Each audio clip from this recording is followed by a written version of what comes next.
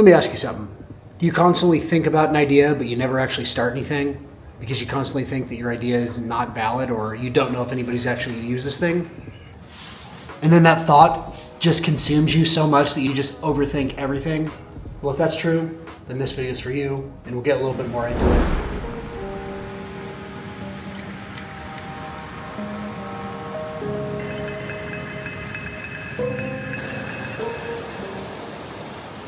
The easiest way to validate something in the beginning is to solve your own pain point, because you are near and dear to it. You understand the problem and you understand the nuances that come along with that.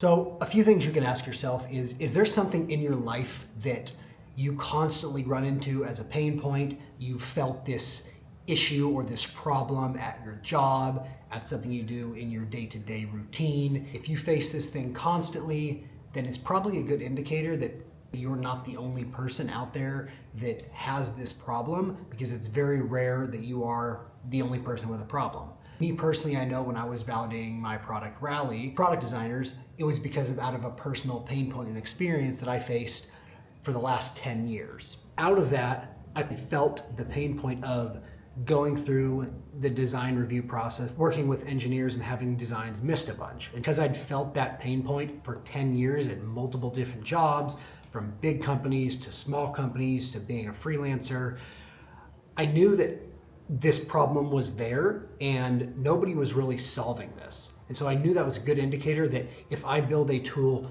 to help solve this pain point, that people will indeed use it and purchase it. Now, obviously there's a lot more to that of just solving your own pain point, but it is a good indicator that if you have the problem, others will have it and you are not alone. We now have our first cup of coffee, which is very strong, but it tastes very good. Needed this very much.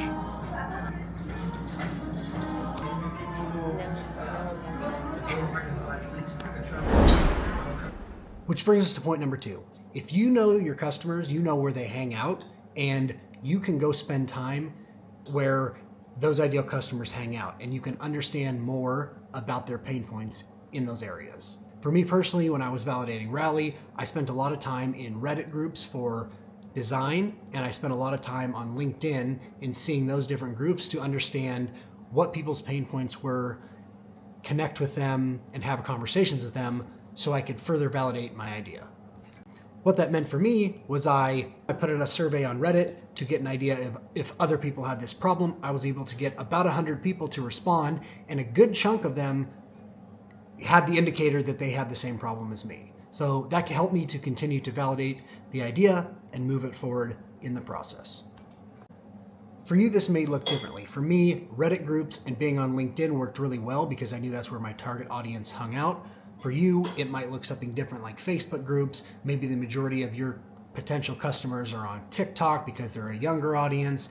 They spend a lot of time on blogs. Maybe they're more people that get their information from newsletters. Maybe they're people that spend a lot of their time in like niche little forums on different websites. It's all going to be different depending on your audience, but that is a good way to get a pulse of your idea and see if you're headed in the right direction, is go find out where those audiences and where those target customers hang out, and then go spend time there. Okay, a little break from the video. Go ahead and smash that like and subscribe button. Help the channel grow. Super grateful to have you here. Now let's get back to the video. And then one of my personal favorites is to look for competitors in the space. If there's people already doing that and already providing a solution out there, then it's a really good signal that people will purchase this idea that you have. While a lot of people get dissuaded by having competitors, it's a good thing because they've already kind of done the validation for you, and so you can have that much more confidence moving forward with your idea. You may not even notice all of the different competitors when you first start looking at your idea, but the more and more you get into it, the more and more building, the more and more research you do, you'll start to uncover more and more competitors. And in this day and space, it's very, very rare that you have an idea that's unique and has zero competitors, because there's so many tools and things out there that already exist. If there's not any competitors in the space, then you should probably take a moment of pause to ask yourself, why are there no competitors?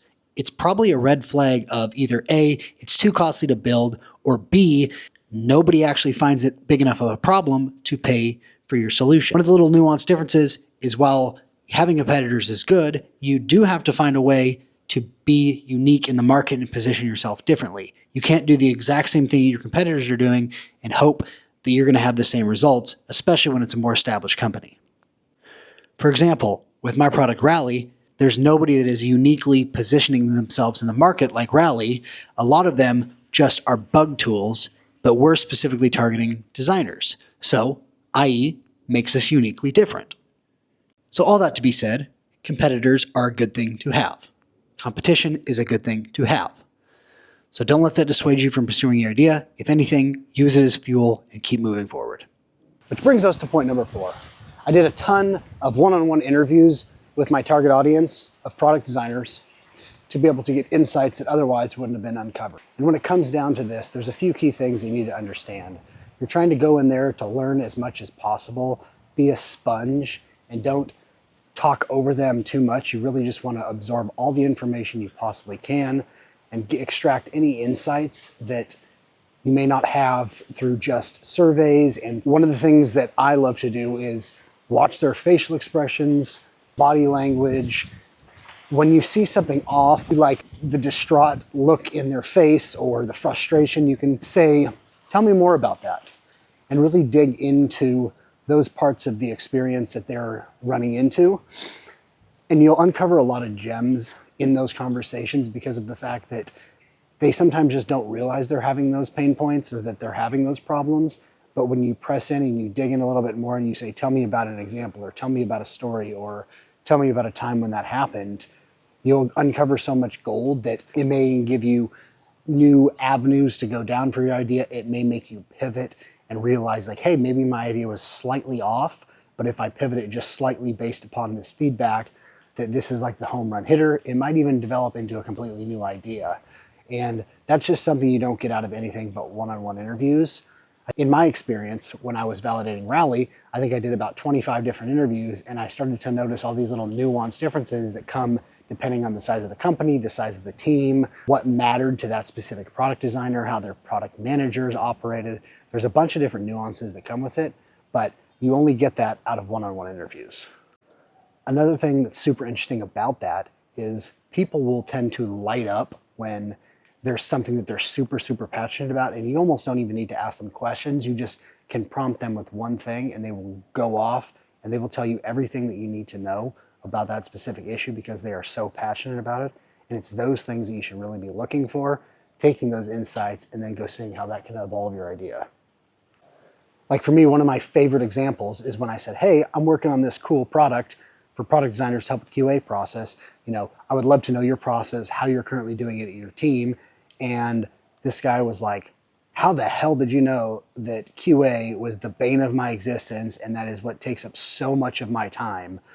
And I was like, wow, I can't wait to learn more about this. Like, tell me more. And just that initial little bit of answer that he gave before we even got into it was just a wealth of information, knowing that like, okay, I'm down the right path. And if I execute on this right, this will be a successful product. And then the final piece of validation, I would say, would be to look for workarounds that your target customers are currently doing. They do have that pain point and they are already finding a solution to it, but it's in a weird workaround way. And that should be a good indicator that if you build this idea, that people will use it and give you the confidence to keep moving forward. It's kind of an underrated one that will usually come out of interviews, but a lot of the times you can find, are people dumping things into spreadsheets? Are they adding things to a Notion document? Are they, setting automations just to make sure that their pain point is solved? A lot of the times that'll come up, but that is a good underrated one, is look for workarounds that people are doing that come up, and that should tell you that they're looking for a solution. Even at big companies like Etsy with a 150-person design team, I saw this workaround happen all the time, where they would go on the website to take a screenshot of what's not working. They then add that screenshot to a Google spreadsheet, attach a link to where that issue was, attach a priority, then they create this huge list of those, and then attach those different issues into their product management tool, which takes so much time. And so I learned that that was a specific workaround that even the biggest companies are doing, which gave me a continued indicator that this is the right idea to keep working on.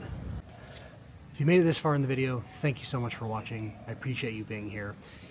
Go ahead and hit that like and subscribe button, and we'll see you next time.